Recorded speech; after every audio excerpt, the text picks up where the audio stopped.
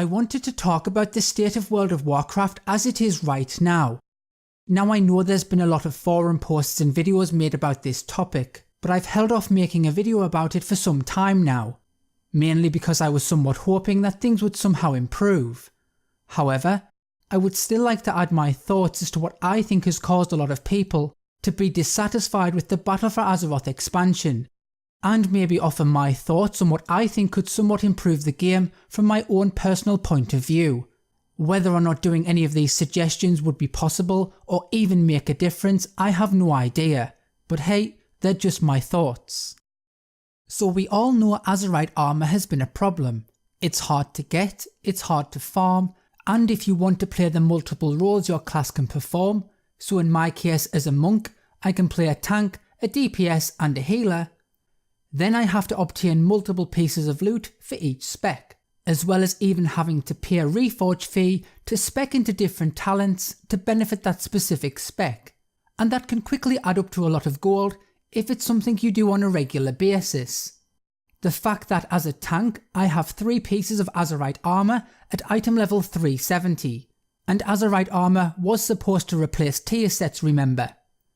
But if I wanted to play as a healer or a DPS, instead of that armour changing into having the relevant stats and traits for my spec, instead I have to replace those 370 pieces of Azerite armour with inferior 340 pieces of Azerite armour, as it's more beneficial to that spec. This to me is really unfair, as what you're basically making me do is obtain 3 different tier sets. Now in theory, I would just like them to get rid of the Azerite armour completely, at least for this expansion, as I do genuinely believe that the Azerite armour has potential and really could work out. I just don't think it's been implemented very well at this moment in time. But let's be real, that's not going to happen. So as of right now, I would make the Azerite armour work like tier sets. So right now we have our LFR to Mythic Azerite pieces, and we could maybe introduce a Mythic Plus tier set that increases per keystone level and caps at whatever the highest Mythic Plus is for the chest reward. So as of right now, that would be a Mythic Plus 10. The armour of course would be class specific and would be usable in whatever role you are playing, and your traits for whatever spec you are playing would be locked in place for your particular role once selected. The only time you would pay for a reforge is if you wanted to change a trait, just like the way you would spend a tome to change a talent. Another issue I have come across is that people have nothing to work towards, i.e. no way of targeting loot, because it's all RNG. So for example, on my Windwalker monk, I still have 2 blue weapons. One is item level 273 and the other is item level 325. I've had them for some time now and I've just not been able to replace them. So if I do wish to play as a DPS, then it really does affect my damage. There is a rogue in my guild who has really high level gear, but his weapons are terrible as he just can't get any to drop. So my solution to this would be to add vendors back into the game, so people can work their way towards a piece of gear. This would help people who are still struggling to fill a specific gear slot on their character. This could be provided by having dungeon and raid badges to coincide with the content that you do. The amount of badges you get could be capped at so many per week, and the cost of getting a piece of gear could be reasonably high but not too high to make it unobtainable. This would be done so it can't be abused and over-farmed, but it would still mean that people who are struggling to get a specific slot filled can eventually do so within a reasonable amount of time. Now I've heard people say that we have a lack of content in the game, and in some ways I agree, because it does actually feel that way, but in reality we do actually have new content, in the form of island expeditions, warfronts, and all of the new dungeons. The problem is that at least 2 of these, in my opinion, in the form of island expeditions and warfronts, is the fact that they are just plain boring. Island expeditions, for example, are more like scenarios from Mists of Pandaria. Fun to do the first couple of times, and then the novelty wears off and they become boring and nothing more than a chore to do. Each island that you do is the same, in terms of you show up, you gather mobs together, you nuke them down as soon as possible, and then you rinse and repeat until you win. You continue doing this process until you reach your Azerite power cap for the week.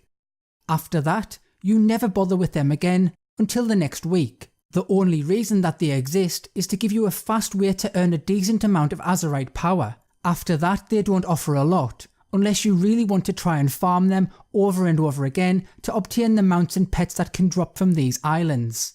My suggestion or question would be, why do they just have to be a means to get Azerite power? In my opinion, you could do so much more with these islands.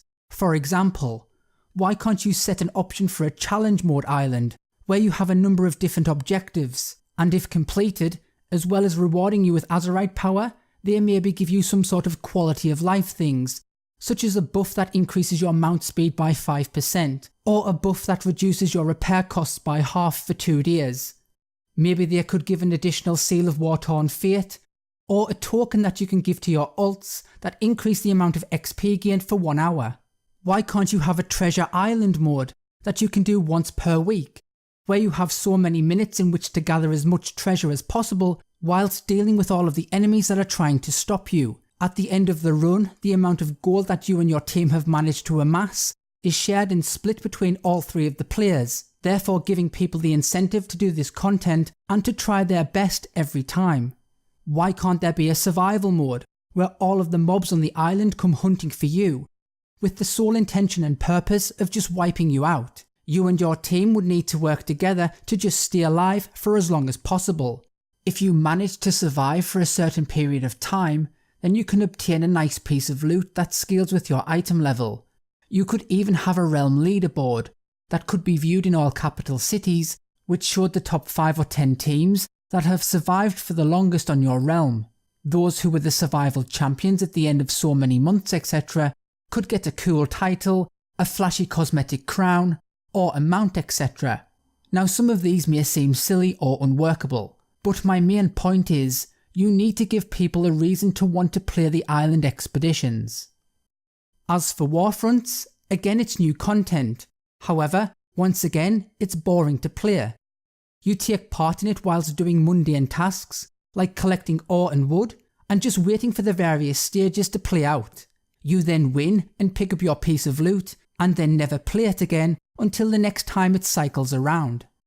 By all means, keep the version we have now, but I have no idea how this was not made into a massive PvP raid-wide warzone, as even I can see the potential that this could have had.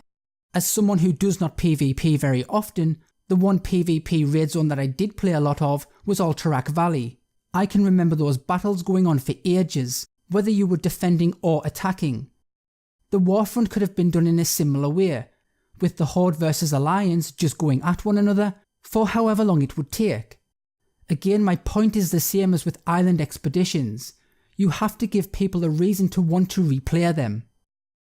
The one area of the game that I feel Blizzard is really missing out on from my point of view is with the use of existing content that they already have.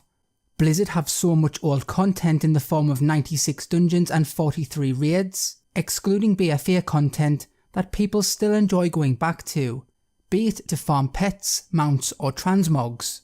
So why not make use of them? How difficult or expensive would it be, for example, for Blizzard to add and design new types of transmog gear and add them into the existing raiding or dungeon content per expansion?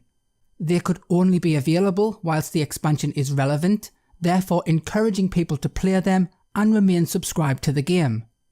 You could maybe increase the difficulty of the raid or dungeon to make it somewhat challenging, or set certain quest objectives and quest chains that needed to be completed in order to unlock certain pieces of gear.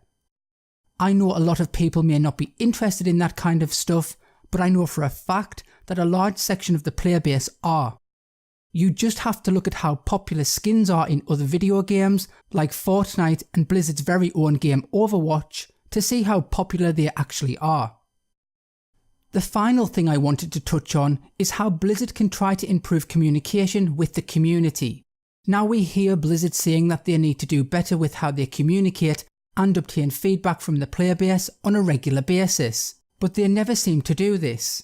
My suggestion would be to have a feedback forum on their own website, and in order for you to post in the feedback forum, you must have at least one max level character and that would be the only character you could post on per expansion.